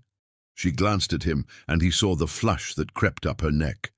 Even after a week of living together, there was still an electric awareness between them, a careful dance of attraction and uncertainty. "We should talk about what happened today," she said, settling into the rocking chair with Lily. "My parents, you mean?" "All of it. The lies they told, the life they tried to build for you, what it means for us going forward." Douglas pulled a kitchen chair closer to her, wanting to be near them both. "It means we're free, really free for the first time since the accident." "Free and broke," Kinky pointed out pragmatically. "If they cut off your trust fund, if they freeze your accounts, then we'll figure it out. The store is doing well, better than I expected. We have this house. It's in my name. They can't touch it. We have each other." Kinky looked down at Lily, who was drinking her bottle with contented little sighs. "I'm scared, Douglas. Not of being poor. I've been poor. I'm scared of hoping too much, of believing this is real, only to have it taken away again. What would convince you it's real? I don't know. Time, maybe. Proof that you're choosing us not because you feel obligated, but because you want to." Douglas reached out and touched her face gently, marveling at the softness of her skin. "I can't prove that with words, but maybe I can show you." Something shifted in the air between them. A current of desire that had been carefully banked for the past week, suddenly flickering to life. Kinky's breathing quickened, and Douglas saw the pulse point at her throat begin to flutter. "Douglas," she whispered, and his name sounded like a prayer on her lips. "I know we're taking things slow. I know you need time to trust me again, but Kinky—" He leaned closer, close enough to see the gold flecks in her dark eyes. "I remember this. Not with my mind, but with my body. The way you smell, the way you fit against me, the way my heart races when you look at me like that." "Like what?" "Like you want me as much as I want you." The admission hung between them, honest and raw. Lily had finished her bottle and was drowsing against Kinky's chest, tiny and perfect and completely trusting. "Let me put her down," Kinky said softly. Douglas waited in the living room while Kinky settled their daughter for the night. When she returned, she'd let her hair down and changed into a soft sweater that clung to her curves. The sight of her made his mouth go dry. "Come here," he said, extending his hand. She took it, letting him pull her down onto the couch beside him. For a moment, they just looked at each other, the weight of everything they'd been through settling between them. "I missed you," Kinky said quietly. "Even when I was angry, even when I thought you'd abandoned us, I missed you every single day." I missed you too, even though I didn't understand what I was missing. There was this emptiness, this sense that something crucial was gone from my life. And now I feel complete for the first time since I woke up in that hospital bed. Douglas reached up and touched her hair, marveling at the silky texture. Kinky leaned into his touch, her eyes fluttering closed, and he felt desire slam through him like a physical force. I want to remember making love to you, he said roughly. I want to remember what you like, what makes you gasp my name, what makes you fall apart in my arms. Kinky's eyes opened, dark with want. Then let me remind you. She leaned forward and kissed him, tentatively at first, then with growing confidence as he responded eagerly. Her lips were soft and warm, and when she opened her mouth to deepen, the kiss, Douglas felt his control begin to fray. Upstairs, he managed against her lips. Are you sure? We don't have to. I've never been more sure of anything in my life. They made their way to the master bedroom, their bedroom, with hands linked and hearts racing. Douglas had been sleeping in the guest room all week, giving Kinky space to adjust, but tonight felt different. Tonight felt like a homecoming. Kinky turned on the bedside lamp, casting the room in warm, golden light. Then she turned to face him, suddenly shy despite everything they'd shared. It's been so long, she said. And you're different now. I'm different too. What if we don't fit together the way we used to? Douglas stepped closer, framing her face with his hands. Then we'll learn each other all over again. We'll take our time, figure out what works now, today, with who we are in this moment. He kissed her again, slowly this time, savoring the taste of her the way she melted against him. Her hands found the hem of his shirt, and he lifted his arms to let her pull it over his head. Your scar, she whispered, her fingers tracing the raised line on his temple with infinite tenderness. Does it bother you? No. It's part of your story, part of what brought you back to me. She pressed a soft kiss to the scar, and Douglas felt his knees go weak. Then her lips were trailing down his neck, and he was lost to sensation, to the perfect rightness of her touch. They undressed each other slowly, reverently, each piece of clothing removed like a barrier falling away. When Kinky stood before him, in nothing but the soft light, Douglas felt his heart stop. She was beautiful, curves and angles and skin like warm honey, but more than that, she was his wife, his love, his future. You're perfect, he breathed. I'm not. I have stretch marks from the pregnancy, and my body isn't the same. You're perfect, he repeated firmly, his hands skimming over the faint silver lines on her belly. You carried our child. There's nothing more beautiful than that. When they came together, it was with a passion that transcended memory. Douglas's body knew hers, recognized her in ways his mind couldn't fully grasp. Every touch, every kiss, every whispered endearment felt both new and achingly familiar. Douglas, Kinky gasped as he worshipped her with his hands and mouth, relearning every sensitive spot, every place that made her arch and cry out. Please. What do you need? You, all of you. I need to feel alive again. When he finally joined with her, it was with a tenderness that brought tears to both their eyes. They moved together slowly at first, reacquainting themselves with the rhythm they'd once known so well. But as passion overtook them, as months of longing and loss poured out in desperate kisses and whispered promises, their coupling became more urgent, more necessary. I love you, Douglas said against her lips as they reached the peak together, the words torn from somewhere deep in his soul.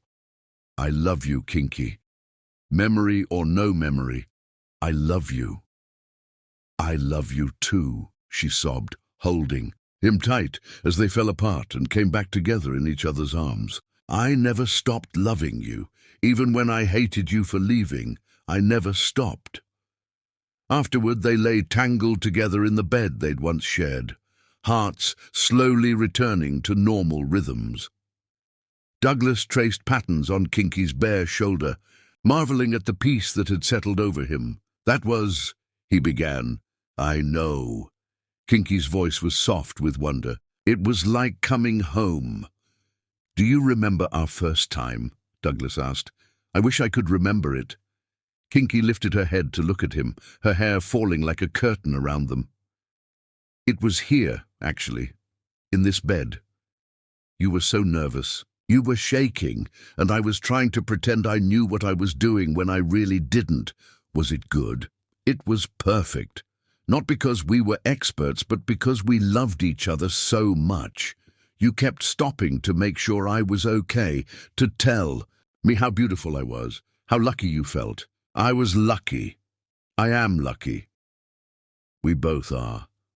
Kinky settled back against his chest, her fingers playing over his heart. "Douglas? I'm ready to trust this, to trust us.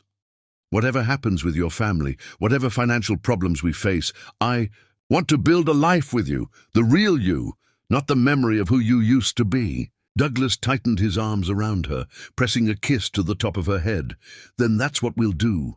Day by day, moment by moment, we'll build something better than what we had before." As they drifted toward sleep, bodies intertwined, and hearts finally at peace, Douglas felt the last piece of his fractured life click into place. He might not remember their past, but he was certain of their future. Whatever storms came, they would weather them together. From the nursery came the soft sound of Lily stirring, and both parents smiled sleepily. "Your turn," Kinky murmured. "Our turn," Douglas corrected, kissing her once more before reaching for his clothes. "From now on, it's always our turn." Chapter 9. The Perfect Storm. 2 months after their passionate reunion, Douglas woke to an empty bed and the unmistakable sound of Kinky vomiting in the bathroom. He found her kneeling on the tile floor, her dark hair pulled back in a messy ponytail, face pale and drawn. "Hey," he said softly, kneeling beside her with a damp washcloth. "Bad stomach bug." Kinky accepted the cloth gratefully, pressing it to her forehead. "I don't think it's a bug." Something in her tone made Douglas go still. "What do you mean?" She looked up at him with eyes that held wonder and terror in equal measure. "I'm late, Douglas. 2 weeks late." The words hit him like a thunderbolt. "Late as in pregnant." Again. Douglas sat back on his heels trying to process the information. Another baby, another child they'd created together in their newfound love. The thought filled him with a joy so intense it was almost painful. "How do you feel about it?" he asked, studying her carefully. "Terrified," Kinky admitted. "We're just getting our lives back together. We're barely making ends meet as it is, and now, with your parents cutting us off completely." She trailed off, fresh tears spilling down her cheeks. Douglas pulled her into his arms, holding her close as she cried, "Hey, we'll figure this out. We always do." "I can't afford another baby, Douglas. The prenatal care, the delivery, the lost income when I can't work." Her voice was thick with panic. "What if something happens to this baby too? What if—" "Nothing's going to happen," Douglas said firmly. "We're going to take care of you and this baby and Lily. All of us together. You don't understand the medical costs involved. When I had Lily, even with insurance, the bills were staggering. Now we don't even have proper coverage because I can't afford the premiums on what I make at the clinic." Douglas felt a surge of guilt and determination. His wife was panicking about medical bills while carrying his child, their child. It was unacceptable. "I'm calling our insurance company today," he said, "getting you the best coverage available.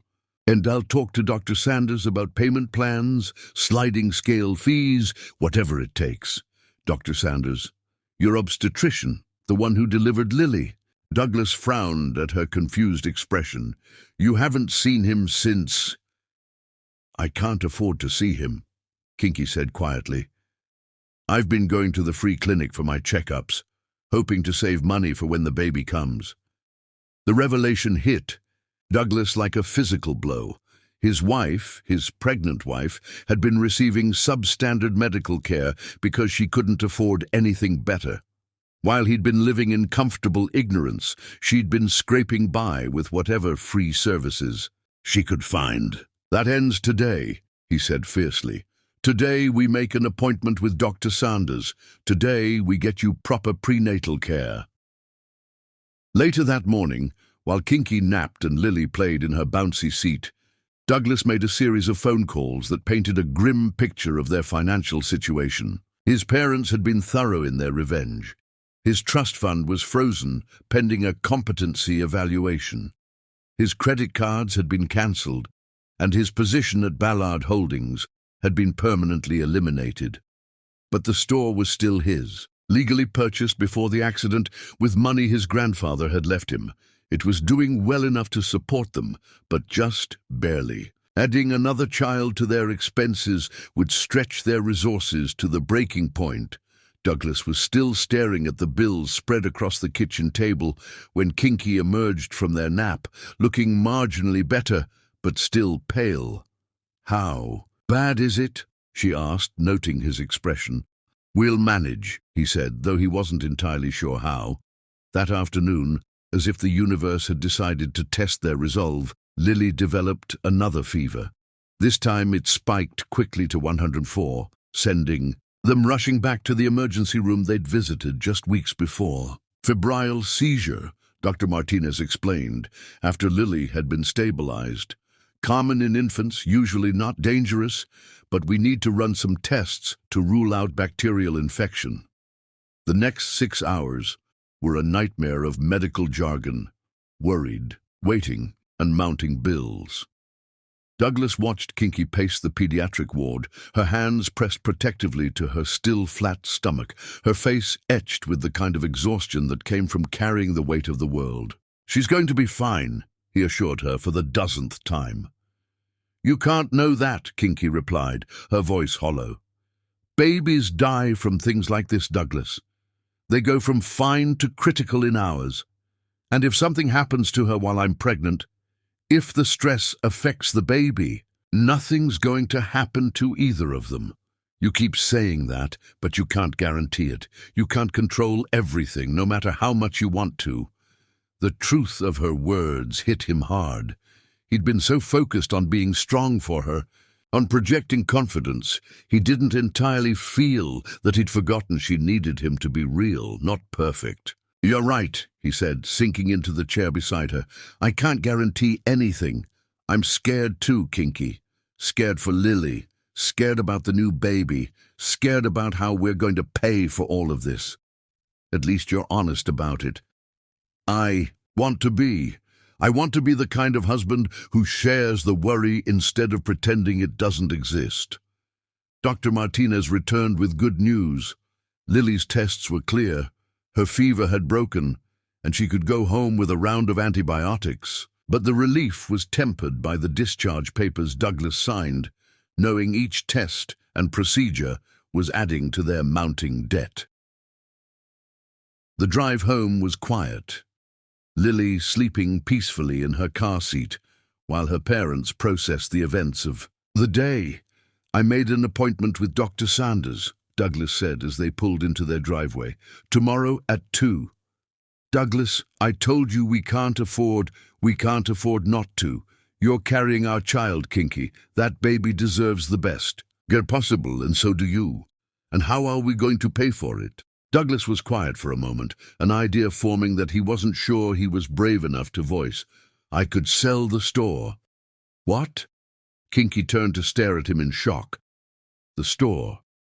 It's worth enough to cover medical expenses for both babies, to give us a cushion while we figure out what comes next. But the store is your dream, your connection to your grandfather, your independence from your family."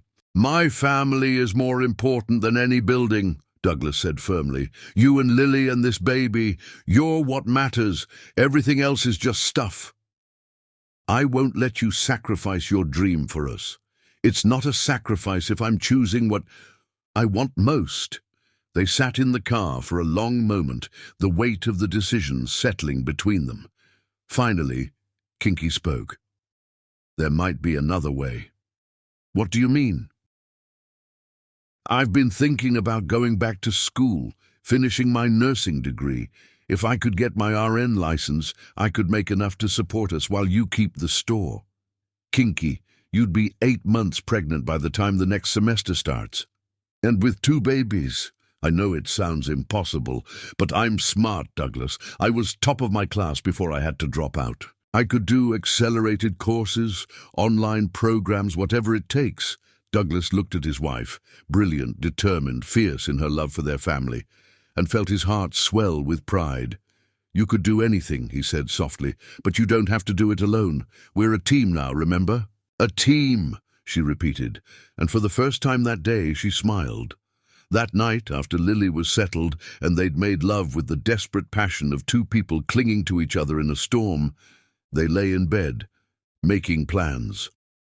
We'll apply for financial aid for your school, Douglas said, his fingers tracing patterns on Kinky's bare shoulder. I'll hire help for the store so I can be home more with the babies. We'll make it work. And if we can't, then we'll figure out something else. But we won't give up. Not on us, not on our family, not on the life we're building together. Promise? I promise, Douglas said, sealing it with a kiss. No matter what storms come, we'll weather them together. As Kinky drifted off to sleep in his arms, Douglas stared at the ceiling and made silent vows to whatever gods might be listening. He would find a way to provide for his family. He would protect them from whatever his parents might try next. He would prove that love was stronger than money, that family was worth any sacrifice. From the nursery came Lily's contented sigh, and Douglas smiled in the darkness. Tomorrow would bring new challenges, new fears, new obstacles to overcome. But tonight, he had everything that mattered in his arms, and that was enough to face whatever came next. Chapter 10. Forever Remembered. 6 months later. The first snow of December fell softly outside Ballard's Corner Market as Douglas locked up for the evening, his breath forming clouds in the crisp air. The store had become more than just a business. It was the heart of their community, a GQ, place where neighbors gathered and families found what they needed. Tonight, it would also host the most important moment of his rebuilt life. Inside, Kinky waited for him, radiant in a simple white dress that accommodated her 6-month pregnancy. Beautifully, Lily, now 9 months old and taking confident steps, toddled between the folding chairs that had been arranged in the small space between the registers and the produce section. Mrs. Rodriguez sat in the front row, tears already streaming down her face, while Dr. Martinez and several of their friends from the neighborhood filled the remaining seats. "Sorry I'm late," Douglas said, kissing Kinky's cheek as he straightened his tie. "Last-minute customer, couldn't decide between regular and chunky peanut butter." "Mrs. Chen?" "Mrs. Chen," Kinky laughed, the sound warm and bright in the decorated space. They'd strung white lights around the store, placed simple bouquets of winter flowers near the makeshift altar, and somehow transformed the ordinary grocery store into something magical. "You know, we could have done this in a church," Douglas said, adjusting the boutonniere Kinky had pinned to his lapel. "Or a proper venue, somewhere fancy." "This is perfect," Kinky insisted, her hand resting on her rounded belly where their son, they'd learned it was a boy just last week, was actively kicking. "This place is where we found each other again, where our real life started." Judge Williams, a kind woman who'd agreed to perform the ceremony after hearing their story, smiled at them both. "Are we ready to begin?" Douglas looked around at the small gathering, their chosen family, the people who'd supported them through the hardest months of their lives. His parents weren't there, hadn't spoken to him since that confrontation 6 months ago, but their absence felt more like freedom than loss. "We're ready," he said, taking Kinky's hands in his. The ceremony was simple but perfect. They'd written their own vows, words that reflected not just their love, but the journey they'd taken to find each other again. "Kinky," Douglas began, his voice steady despite the emotion threatening to overwhelm him. 6 months ago, I was a man without a memory, living a life that felt empty and incomplete. You walked into my store carrying our daughter and stealing baby formula, and suddenly I remembered the most important thing, that love doesn't need memory to be real. It just needs two hearts willing to choose each other, again and again. He paused, watching tears stream down her face, feeling his own eyes grow wet. I may not remember falling in love with you the first time, but I'll never forget falling in love with you the second time. You've taught me that family isn't about blood or money or tradition. It's about showing up, holding on, and never giving up on each other. Today I choose you. Tomorrow I'll choose you again. For all the tomorrows we have left, I'll keep choosing you. Kinky's voice was thick with emotion as she began her own vows. Douglas, they told me you were dead, and for 6 months I lived in a world without sunlight. When I saw you again, I was so afraid to hope, so terrified of losing you twice. But you've shown me that love isn't about perfect memories or flawless circumstances. It's about fighting for each other when everything falls apart. She took a shaky breath, her hands squeezing his tightly. You chose me over money, over family approval, over the easy life you could have had. You chose our children, our chaotic little family, our uncertain future. Today, I choose you back. I choose your terrible singing voice, and your burnt pancakes, and your fierce protectiveness. I choose the man you were, the man you are, and the man you're still becoming. Forever and always, I choose us. When Judge Williams pronounced them husband and wife again and told Douglas he could kiss his bride, the small gathering erupted in cheers, but Douglas barely heard them. All his attention was focused on Kinky, on the way she looked at him, like he'd hung the moon, on the way their son kicked enthusiastically between them, as if celebrating along with everyone else. "Hello, Mrs. Ballard," he murmured against her lips. "Hello, Mr. Ballard," she replied, and they both laughed at the formality of it. The reception was held right there in the store, with potluck dishes from their neighbors and music from a Bluetooth speaker perched on the deli counter. Douglas watched Lily charm everyone who would pay attention to her, her confidence growing daily as she mastered new words and skills. She was walking more steadily now, always heading straight for her parents, with the determined waddle of a baby who knew exactly where she belonged. "Da-da," she called, raising her arms to be picked up. "There's my girl," Douglas said, swinging her up into his arms. She immediately grabbed for his tie, which had become her favorite toy at formal occasions. "She's going to be so excited about the new baby," Kinky said, settling beside them on one of the folding chairs. "Think she'll be jealous?" "Maybe at first. But look at her. She's got your heart. She'll love her baby brother fiercely, probably try to protect him from everything." As if understanding the conversation, Lily leaned over and patted Kinky's belly gently, the way they'd taught her. "Baby," she said clearly, one of her newer words. "That's right, sweetheart. Baby brother." Dr. Martinez approached with 2 glasses of sparkling cider. "To the happy couple," she said with a warm smile, "and to proof that some things are stronger than amnesia." "To family," Douglas corrected, raising his glass. "However it's found, however it's formed." As the evening wound down and their friends began to drift home, Douglas and Kinky found themselves alone in the store with Lily, who was fighting sleep in her father's arms. "I have something for you," Douglas said, shifting Lily to one arm and reaching into his jacket pocket. "Douglas, we agreed no gifts. We can't afford—" "It's not new," he interrupted, pulling out a small velvet box. "I found it in our dresser drawer. I think it was your original engagement ring." Kinky's breath caught as he opened the box to reveal a simple solitaire diamond, small but perfect, the metal worn smooth with love. "You sold your grandfather's watch to buy this," she said softly. "I tried to talk you out of it. Said we didn't need something so expensive, but you insisted I deserved a proper proposal. Smart man, that guy I used to be." Douglas took the ring from the box and slid it onto her finger, right beside the simple band they'd exchanged tonight. Perfect fit. It's beautiful. I thought it was lost forever when your parents... It was hidden in our jewelry box, waiting for us to find our way back to each other. Kinky held up her hand, admiring the way the diamond caught the store lights. I never thought I'd wear this again. You'll never have to take it off again.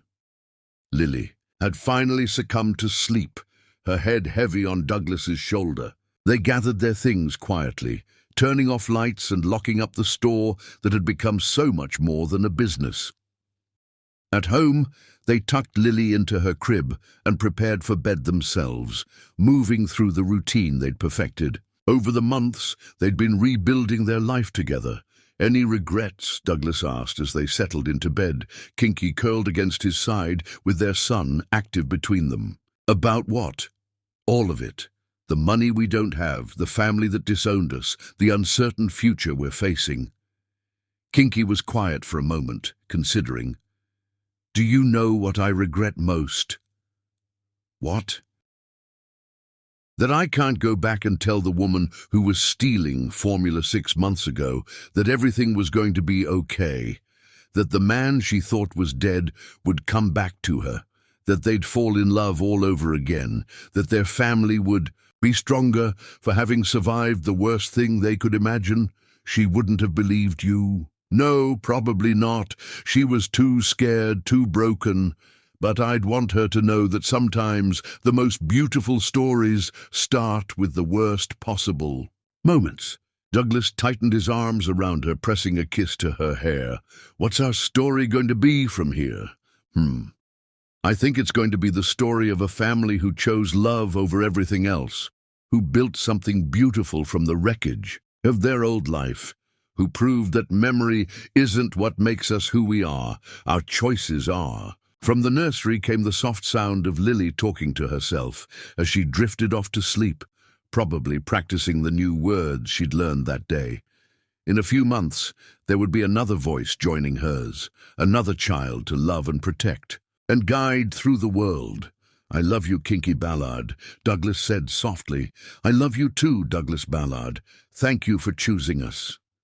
Thank you for giving me something worth choosing. As snow continued to fall outside their bedroom window, Douglas drifted toward sleep, with his family safe in his arms.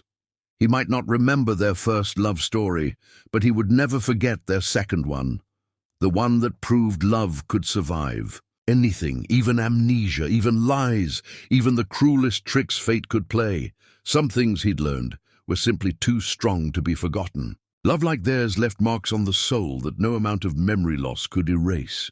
And in the quiet of their shared breath, the gentle kick of their unborn son, and the peaceful sighs from their daughter's room, Douglas knew they'd written an ending worthy of their beginning, forever remembered, forever choosing each other, forever home.